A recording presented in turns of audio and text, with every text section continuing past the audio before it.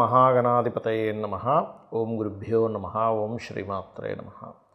అరుణాం కరుణాతరంగితాక్షీం ధృతపాశాంకుశపుష్పబాణచాపాం అనిమాదివిరావృతాం మయూకైః అహమిత్యేవ విభావయే భవానీం. శ్రీమాత్రే నమః.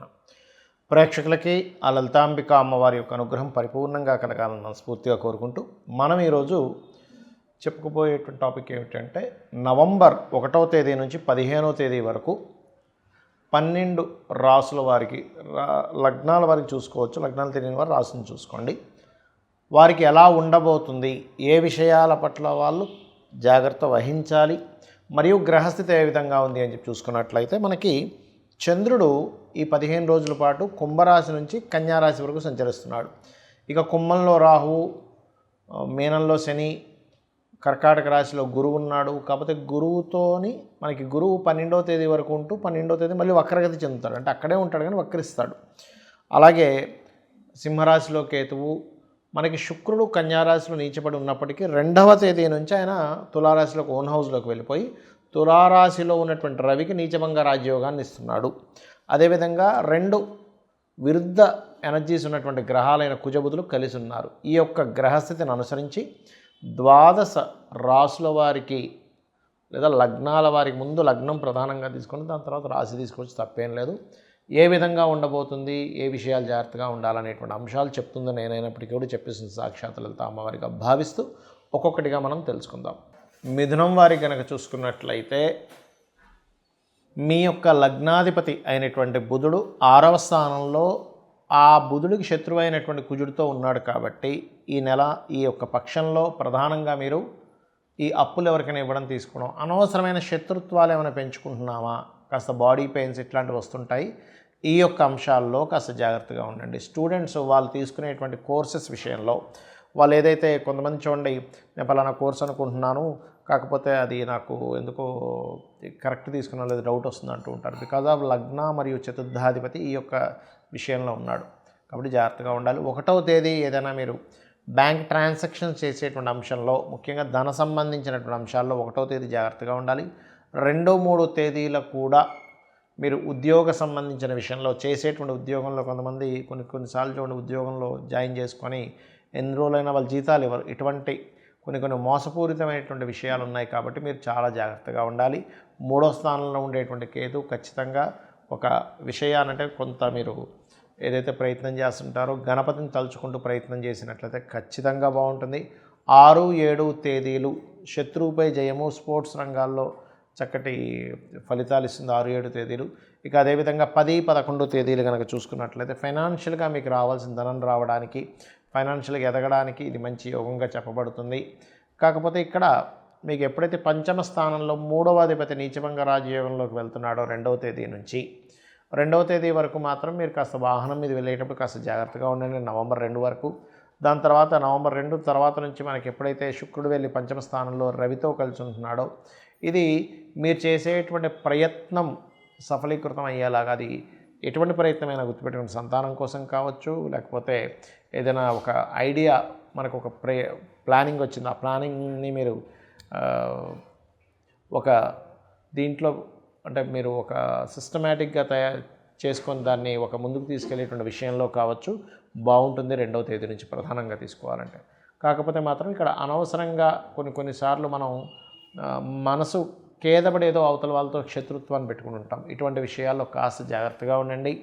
ఉద్యోగంలో కొన్ని మార్పులు చూపిస్తున్నాయి 2, 3 తేదీలు. ఇక మీరు నిత్యము చేయవలసినటువంటి దేవతారాధన, అమ్మవారిని ఈ కార్తీక మాసంలో అమ్మవారిని మరియు సూర్యభగవాను ఎక్కువగా ఆరాధించండి. స్వామివారికి తీపి పదార్థాలు మరియు కుంకుమార్చన చేయండి. అన్ని విధాలా మీకు బాగుంటుంది. ఈ యొక్క కార్తీక మాసంలో మీకున్న సమస్యని బట్టి ఎటువంటి పరిహారం చేసుకుంటే బాగుంటుంది. ముఖ్యంగా ఎవరికైనా మాటికి గొడవలు అధికంగా ఉన్నాయండి, కుజదోషం అంటున్నారు, ప్రతిదీ కూడా స్ట్రెస్ఫుల్గా ఉంది అని అనుకునేటువంటి వారు ఈ కార్తీక మాసంలో బియ్యపు పిండితో చేసినటువంటి దీపపు కుందెలో దీపాన్ని వెలిగించి దీపదానం చేయండి. కార్తీక మాసంలో మీరు చేసేటువంటి దాన ఫలితం చాలా అధికంగా ఉంటుంది, గుర్తుపెట్టుకోండి. కార్తీక దామోదరుని పూజ చేయడము, కార్తీక మాసంలో స్నానాలు, నదీ స్నానాలు చేయడం అనే ఒక ఎత్తు అయితే. ఇక మరి కొంతమందికి మానసిక సమస్యలు ఉంటాయి. ఎప్పుడు మానసికంగా ఏదో ఒక ఇబ్బందిగా ఉందండి అని అనుకునేటువంటి వారు నదీ స్నానం చేయండి. ఏదైనా క్షేత్ర దర్శనం చేసుకొని నదీ స్నానానికి వెళ్ళిరండి. ఈ కార్తీక మాసంలో ఖచ్చితంగా బాగుంటుంది. అలాగే మీకు దగ్గరలో గోశాల ఏదైనా ఉన్నట్లయితే గోవులకి బియ్యపు పిండిలో కాస్త బెల్లము కలిపి బియ్యపు పిండిని తినిపించండి. ముల్లంగి లాంటి పదార్థాలు కూడా గోవుకి గనక కార్తీక మాసంలో తినిపిస్తే 100% మీ యొక్క మానసిక రుగ్మతలు తగ్గడం, మానసిక స్ట్రెస్ తగ్గడం, మెంటల్లీ కొంచెం డిస్టర్బ్ అయిపోతుంటారు కదా, అటువంటివి తగ్గడం అనేటువంటిది జరుగుతూ ఉంటుంది, గుర్తుపెట్టుకోండి. ఇక మూడవది ఏంటంటే ఇక్కడ మరి కొంతమందికి సంతాన సంబంధించిన సమస్యలు ఉంటూ ఉంటాయి. ఈ యొక్క కార్తీక మాసంలో ఎవరైతే ఇప్పుడుండేటువంటి ప్లాంటరీ పొజిషన్స్ బట్టి చెప్తున్నాను, లక్ష్మీ గణపతిని మన దామోదరుడి యొక్క పూజ చేస్తారు. కార్తీక దామోదరుని యొక్క పూజ చేయడము ఇవన్నీ చేస్తూనే లక్ష్మీ గణపతి యొక్క ఆరాధన చేయండి ఈ కార్తీక మాసంలో. అదేవిధంగా ఈ కార్తీక మాసం మొత్తము కూడా దిగంబర శ్రీ పాదవల్లభ దిగంబర అనే మంత్ర సాధన చేయడం ద్వారా, గోవులకి అరటికాయలు లాంటివి తినిపించడం ద్వారా కూడా క్లియర్ అవుతుంది. ఇక ఈ కార్తీక మాసంలో పెళ్ళిళ్ళు కూడా అవుతూ ఉంటాయి. కానీ కొంతమందికి వాళ్ళ యొక్క జన్మజాతకంలో ఉండేటువంటి కాంబినేషన్స్ వల్ల వివాహ సంబంధించినటువంటి అంశాలు తొందరగా కుదరవు.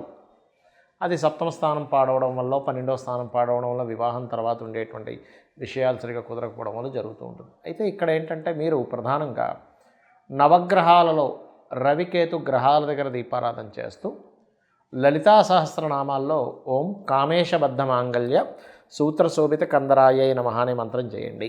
ఖచ్చితంగా మీకు వివాహ సంబంధించిన విషయాలు ముందుకు కుదురుతాయి.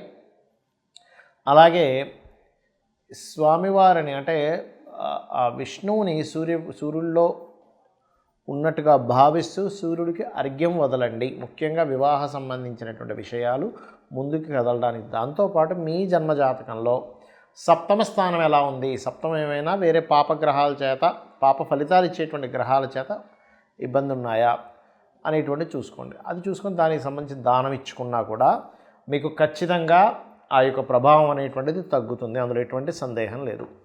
ఇక మరి కొంతమందికి ధనపరమైనటువంటి ఇబ్బంది ఎక్కువగా ఉంటూ ఉంటుంది. ఏమండి ఫైనాన్షియల్గా బాగా ఇబ్బంది ఉందండి, ఏం చేయాలో అర్థం కావట్లేదు ఇది అంటూ ఉంటారు.